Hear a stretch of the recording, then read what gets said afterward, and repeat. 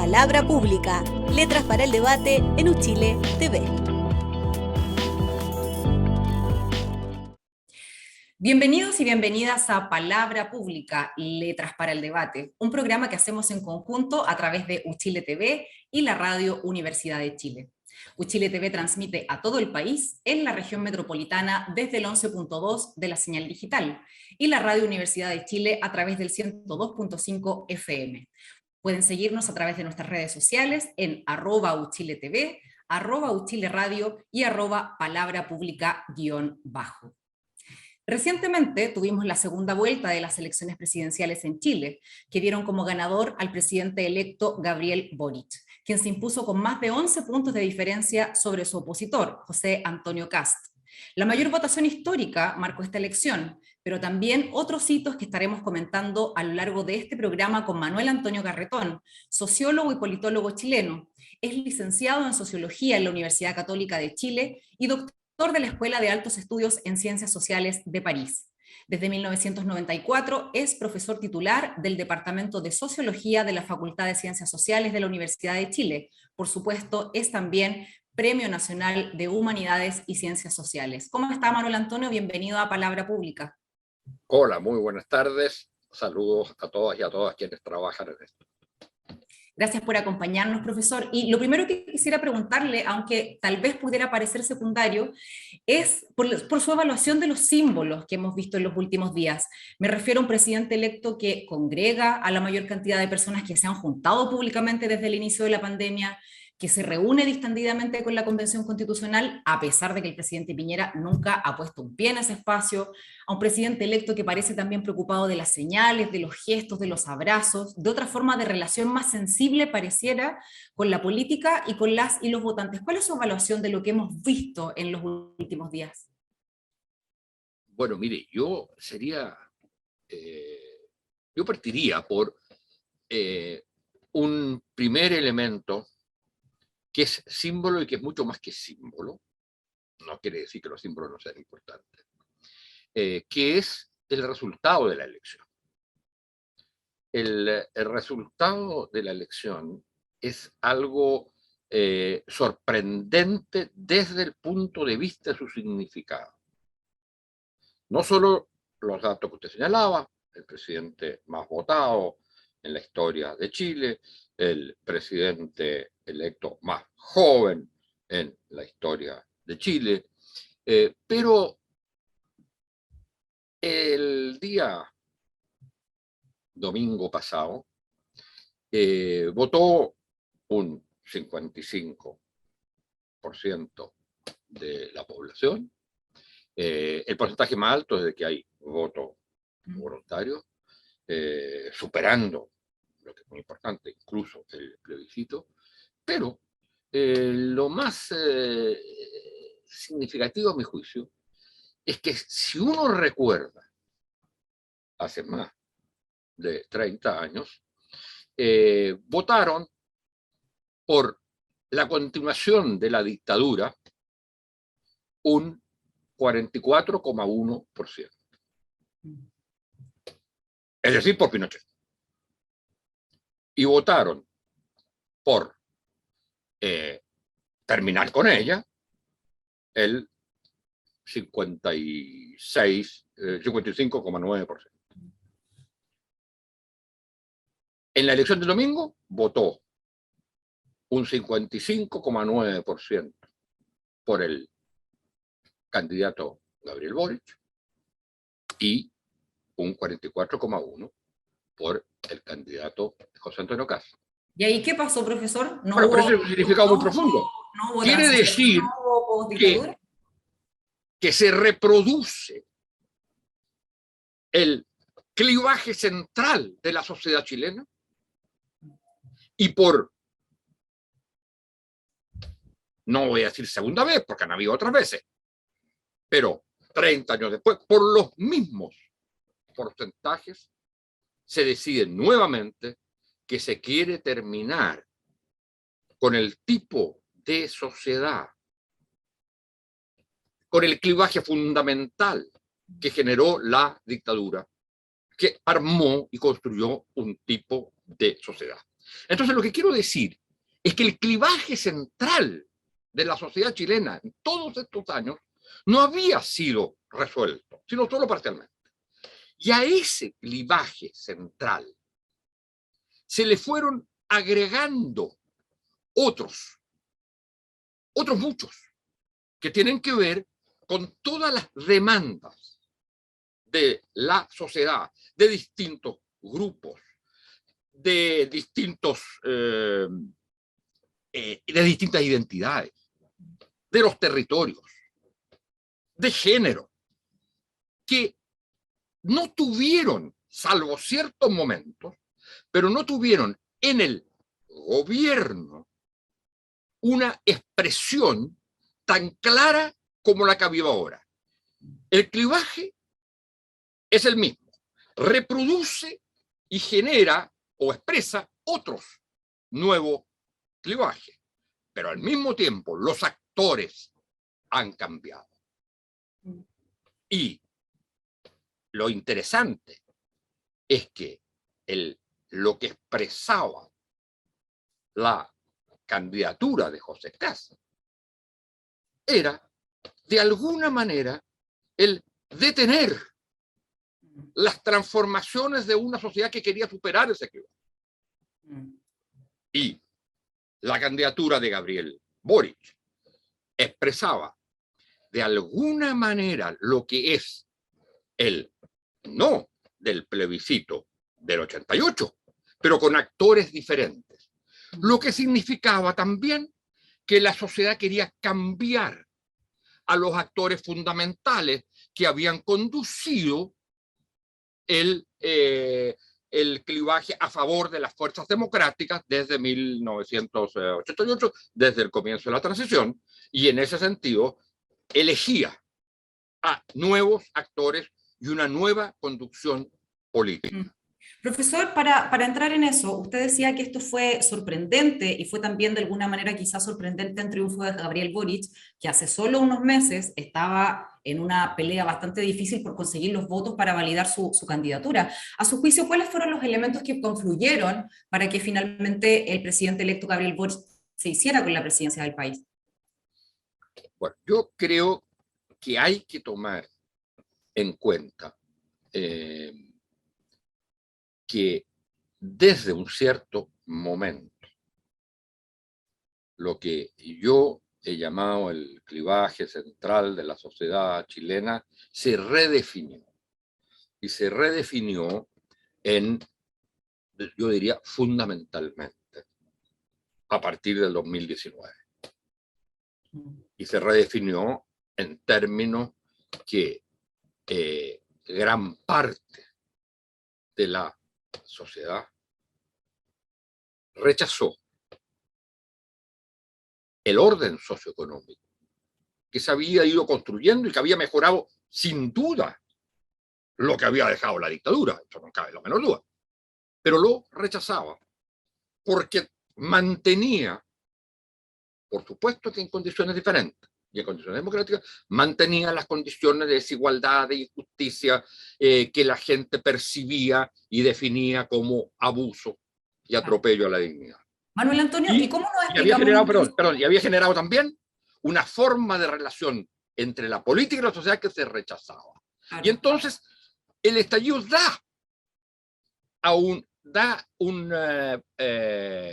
paso a una nueva expresión de ese clivaje central, señalando que con una mala fórmula, a mi juicio, que era el 30 años, no son 30 pesos, 30 años, en fin, pero señalaba que la manera como se había intentado, se había ido resolviendo ese clivaje central de la sociedad chilena era insuficiente, que había que dar otro salto o un paso, y para eso era necesario nuevos actores. Y eso, a mi juicio, es fundamental. Pero eso requería una manera de canalización, de institucionalización. Y entonces eso fue ratificado por el 80% de los chilenos y chilenas, fue el proceso constituyente. El apruebo. Y eso significa, al decir el apruebo, significa que se encauzaba la transformación del país a través del proceso constituyente. Pero un proceso constituyente que puede generar una nueva constitución, que puede definir una nueva forma de vivir como país y de desarrollarnos y de relacionarnos y del poder político, requiere una implementación desde la política, llamémosle institucional, electoral, desde lo que son las instituciones republicanas existentes. Y requería entonces a alguien y a actores que estuvieran en connivencia, como les gusta decir hoy día, en sinergia con el proceso social y constituyente. Claro, y eso profesor, pero... solo lo podían expresar actores nuevos. Y Ya, quien ¿cómo? mejor encarna eso, es quien, desde actores que estuvieron presentes en las movilizaciones que dan origen a todo eso, el 2011, 2012, desde fuerzas políticas que son como la cristalización de ese proceso de movilización, a la vez entendía la necesaria unidad entre una institucionalidad y las fuerzas que estaban en la sociedad movilizándose. Y en ese sentido, el acuerdo nacional, en ese sentido, Boric expresa precisamente esto. Pero Porque ¿cómo es el que... entonces que recién, en la primera vuelta presidencial, que coincidió también con las elecciones parlamentarias, la derecha obtuviera una altísima votación y que el candidato de ultraderecha, José Antonio Kast, pasara con la opción preferencial a la segunda vuelta? Pero eso no contradice para nada lo que estoy diciendo. El ejemplo más claro es el siguiente. En la primera vuelta, si usted suma las fuerzas, llamémosle, del no redefinidas en estas elecciones, es un 45%. Y si usted suma a la derecha, es un 40%.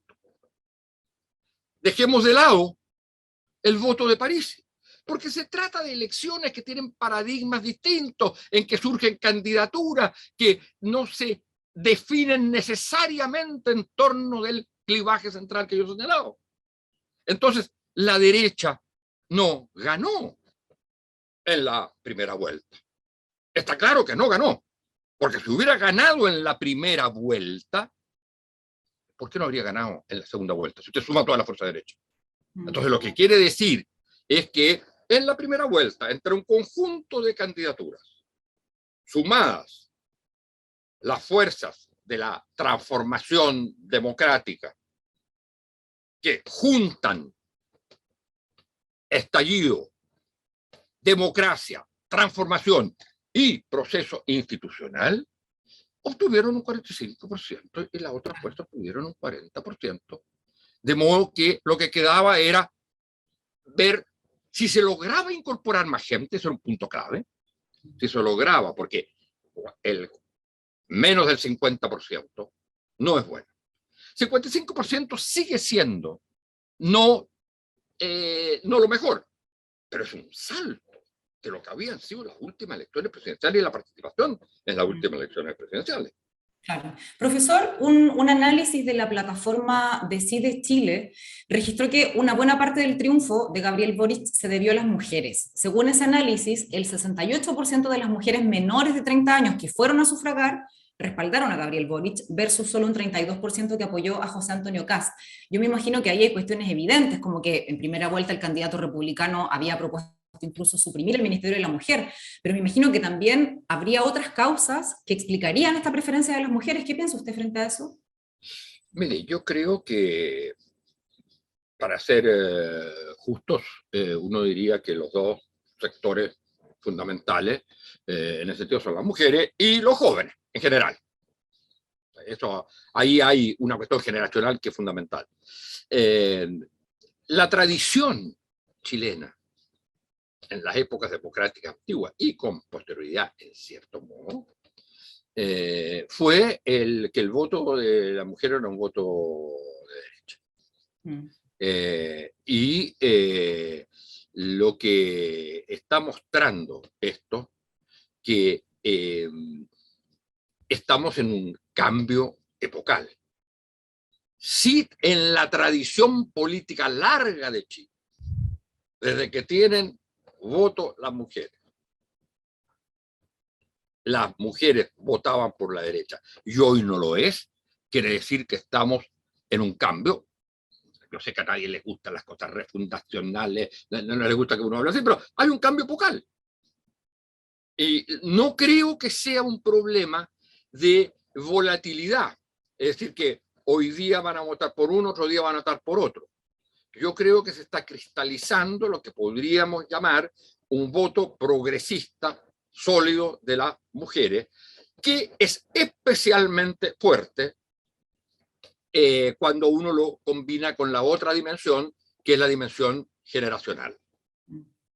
Y esa dimensión generacional también abarca, digamos, a los hombres. Entonces, eso está marcando también la importancia que ha tenido la demanda feminista, la capacidad de generalizar algo que en un momento podría haberse percibido solo como demanda de la identidad femenina, sin el componente universal, que es propio de los movimientos sociales, que normalmente es desde una identidad que definen un proyecto general.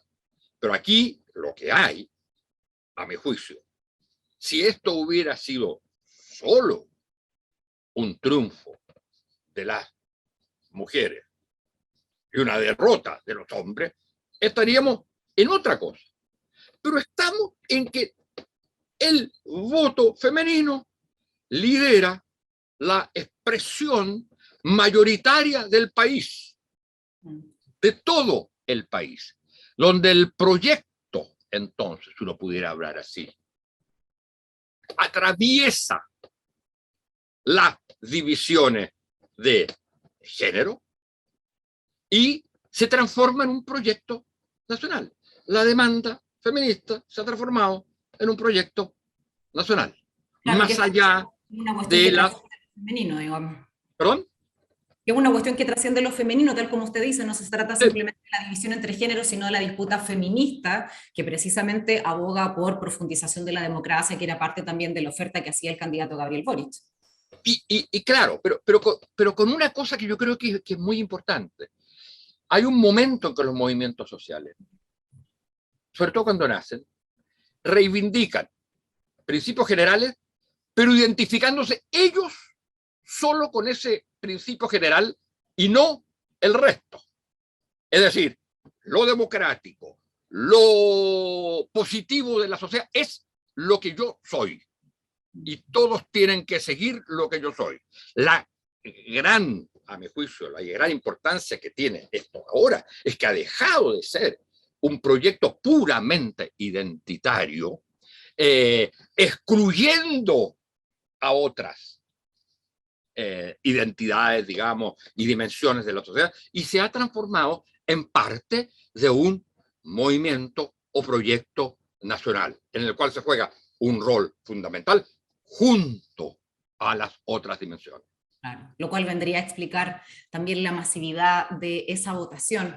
Vamos a hacer un alto en el programa para recordarles que Uchile TV está transmitiendo todas las sesiones de la Convención Constitucional, así que pueden sintonizar nuestra señal para conocer cómo se desarrolla este proceso. Pueden seguir las sesiones en vivo todos los días y de manera íntegra a través de nuestra señal abierta y pública, que está presente en el 98% del territorio nacional. Uchile TV y Radio Universidad de Chile son espacios comprometidos con la democracia y la información. Palabra pública, letras para el debate en Uchile TV. Vamos a seguir en esta interesantísima conversación con el Premio Nacional de Humanidades y Ciencias Sociales, Manuel Antonio Garretón. Profesor, quisiera llevarlo a algo que usted mencionaba al comienzo, porque en estos días vimos que fue citado, yo no sé si usted ya se vio en una nota que fue publicada en el The New York Times, donde usted califica la confluencia de la elección de Gabriel Boric con el voto nacional para reescribir la Constitución como el segundo momento más clave para superar la dictadura, solo detrás del plebiscito del 88. ¿Por qué le asigna tanta relevancia a este momento en que se superpone la elección de Gabriel Boric con la elección de la Convención Constitucional? Mire, yo creo que si aceptamos que el plebiscito y por lo tanto el desencadenamiento del proceso constituyente, en cuyo origen estuvo Gabriel Boric, y no todas las fuerzas que votaron por él posteriormente, pero lo que muestra su capacidad visionaria y de liderazgo, que hay que reconocerlo y aceptarlo. Bueno, si uno piensa en eso, ese proceso constituyente, ¿qué le habría ocurrido si hubiera ganado José Antonio Caz? Lo que quiero decir es que se instaló en Chile después del estallido y con el proceso constituyente una doble legitimidad. La legitimidad del proceso constituyente, que es una legitimidad en sí misma. Y por otro lado, el país tiene sus instituciones que habían ido perdiendo legitimidad. Es cuestión de ver los partidos políticos, es cuestión de ver el Congreso, para qué decir la presidencia, habían ido perdiendo. No quiero decir que fueran ilegítimos, quiero decir que había un conflicto de legitimidad. Se había ido produciendo una distancia absoluta entre esas instituciones y el mundo social. Entonces, lo clave es que un proceso constituyente, con todo lo central e importante que significa, fija los grandes principios. Dice qué es lo que queremos ser, hacia dónde tenemos que ir, cuáles son las instituciones fundamentales que tenemos que tener. Pero, ¿cómo se implementan eso? Eso lo implementan las instituciones existentes. Y si esas instituciones existentes seguían careciendo de legitimidad, es decir, se contraponían, para decirlo más claramente, se contraponían a la legitimidad del proceso constituyente, habríamos tenido un conflicto gravísimo. Entonces, culmina, por decirlo así, la instalación del proceso constituyente, de la definición del país, de tener una nueva constitución, de redefinir sus instituciones, con la elección de un gobierno que va a ir en esa misma línea, además de tener que gobernar y resolver los problemas inmediatos que afectan a la ciudadanía y la vida cotidiana de la gente. En ese sentido, estamos en la culminación, por decirlo así, por la parte electoral, por la parte de las instituciones clásicas, con un problema que va a haber que irlo enfrentando, que es el tema del Parlamento. Claro. Que no digo que se oponga a la legitimidad, tanto de la del presidente como del proceso constituyente, pero que hay un cierto empate entre las fuerzas del sí y el no, entre las fuerzas que están por volver atrás y las fuerzas de transformación. Hay un empate.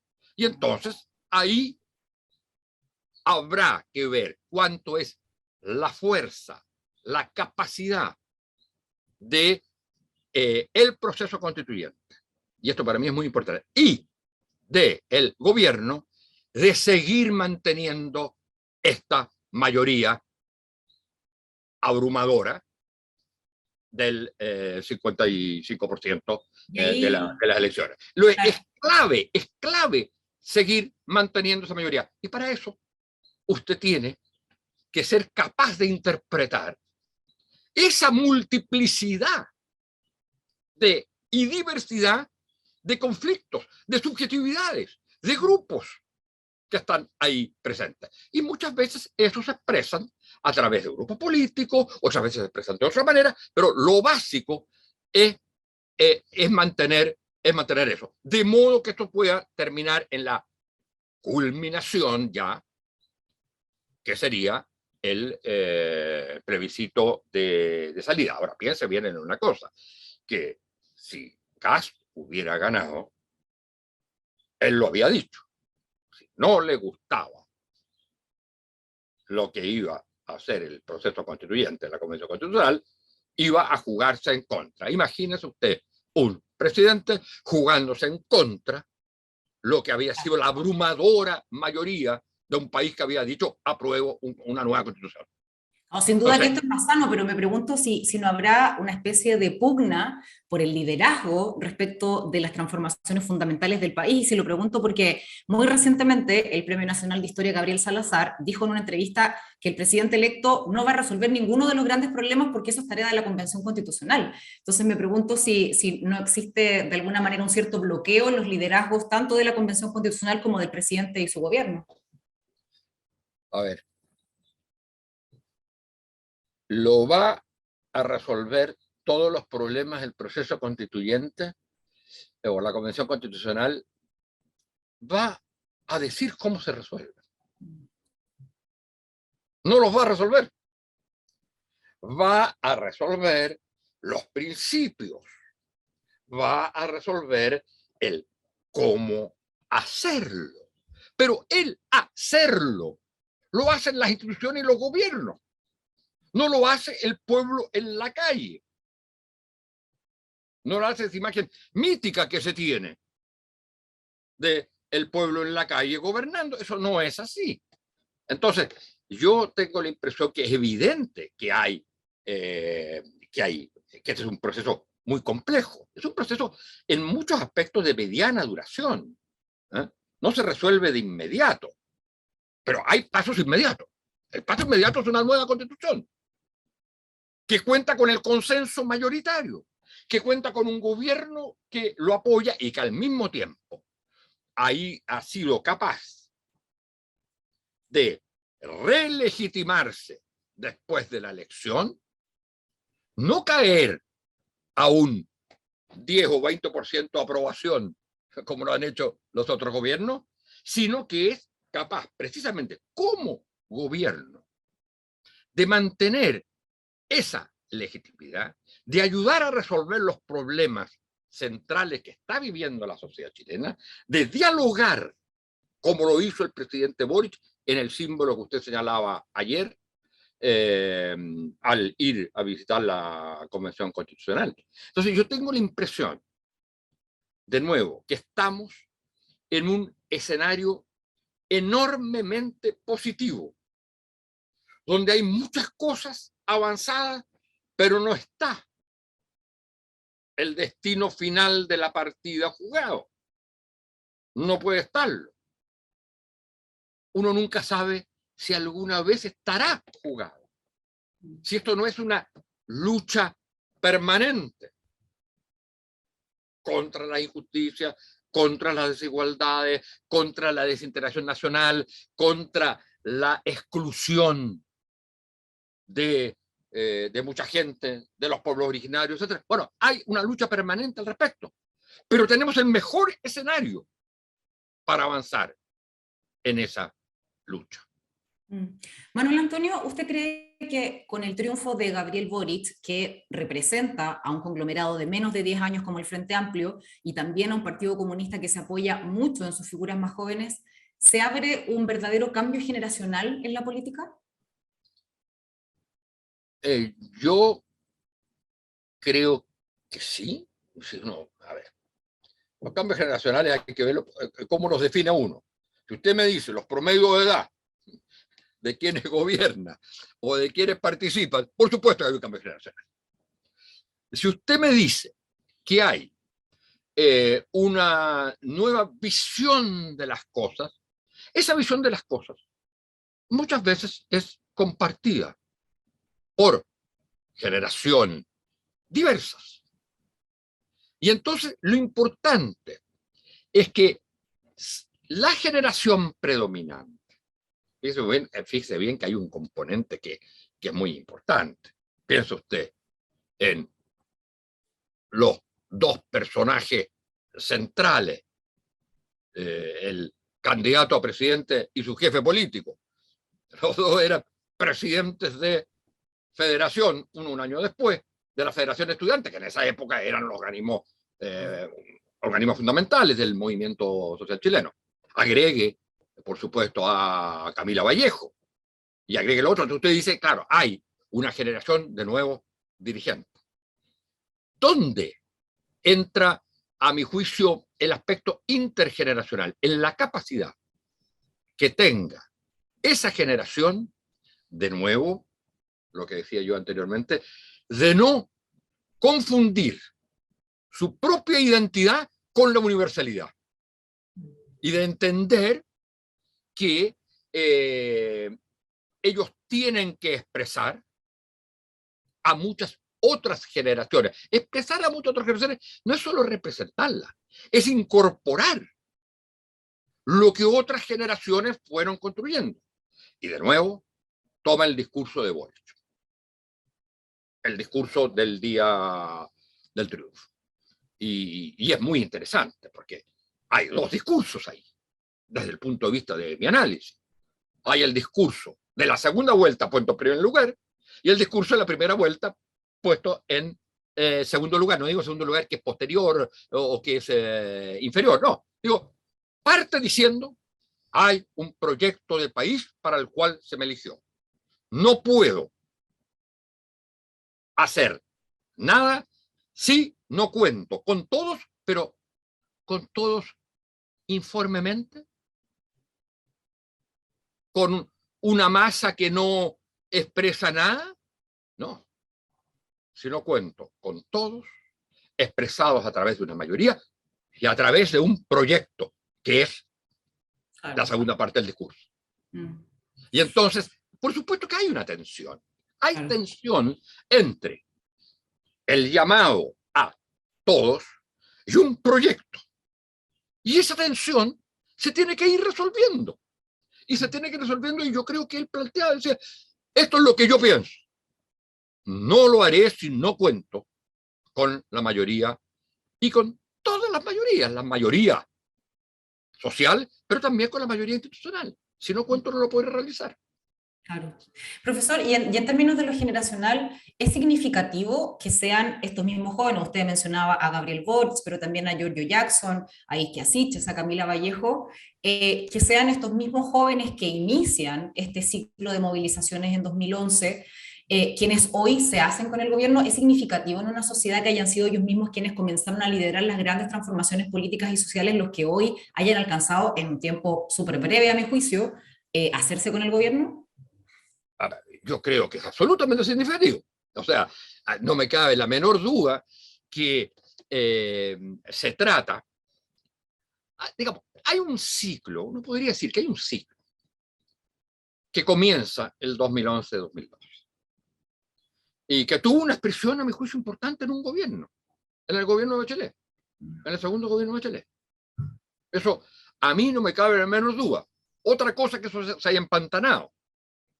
Piense usted, además, que en parte sectores de esas movilizaciones estuvieron presentes, inicialmente al menos, en el gobierno de Bachelet. Entonces, lo que quiero decir es que hay un ciclo transformador que tiene una primera expresión en el gobierno de Bachelet, truncada a mi juicio, pese a los avances que se hicieron. Soy un gran defensor de lo que fue el segundo gobierno de Bachelet, que preanuncia todo, que preanuncia las transformaciones centrales de la sociedad y el proceso constituyente. Eso no hay que olvidarse.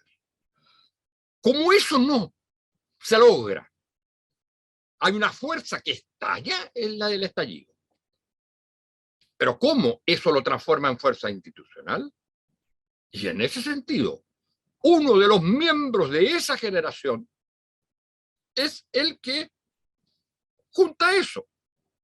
Y eso se va a expresar más adelante en su liderazgo.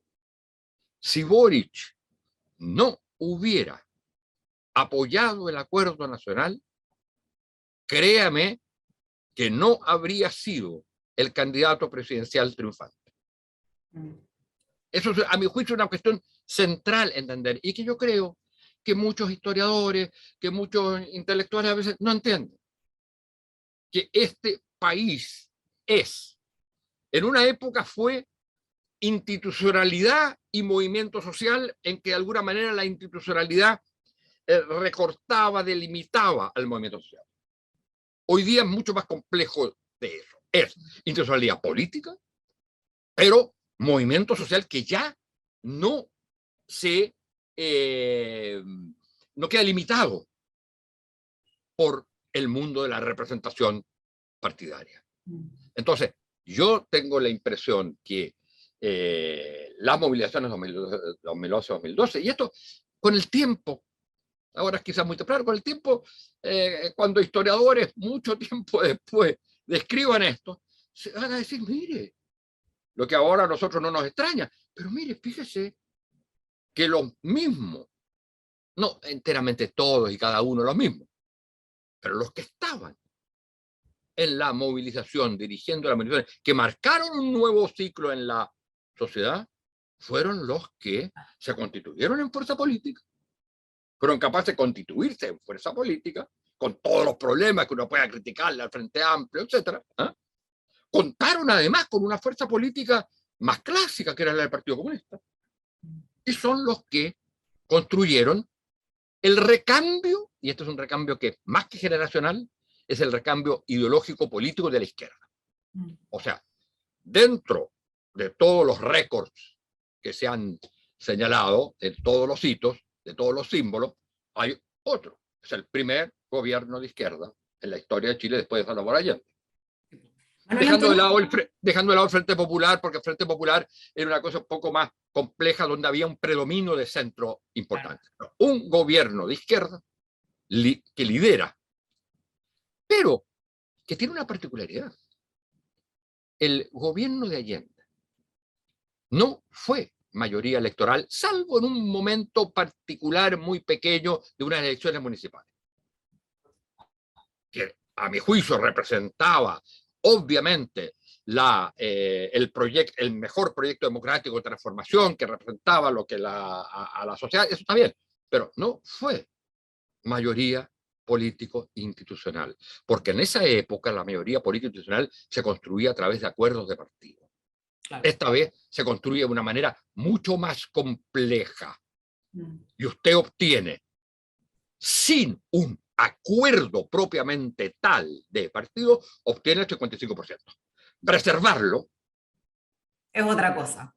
Va a necesitar acuerdos políticos, pero al mismo tiempo esa relación con la ciudadanía que se quebró desde los años 2000 para adelante.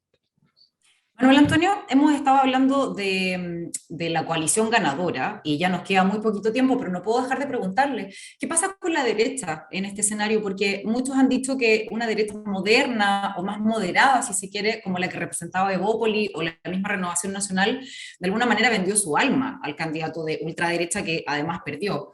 El Partido Republicano parece una incomodidad para ese sector y ahora no se ve con claridad cómo se va a rearticular la derecha. ¿Qué piensa usted al respecto? Mire, yo creo que el proceso que se está viviendo, en general, desde el estallido para adelante, o le puede poner cualquier fecha, con el proceso constituyente, va a implicar una profunda recomposición de los actores políticos. El campo del no, de las fuerzas democráticas, de la fuerza de transformación, si usted quiere, ya ha avanzado en esa redefinición o recomposición. Queda todavía, pero me parece importante señalar, por ejemplo, una cosa nueva, y no digo que sea bueno o malo, es un dato. La virtual desaparición como eje orgánico, no digo de la votación, no digo de los grupos políticos que puedan expresarlo, pero del centro político. Chile era una anomalía en el concierto mundial respecto a la existencia de un centro político orgánico tan fuerte como los otros dos polos. y que era el eje de la política de alguna manera. Hoy día eso ya no es más así, eso es nuevo.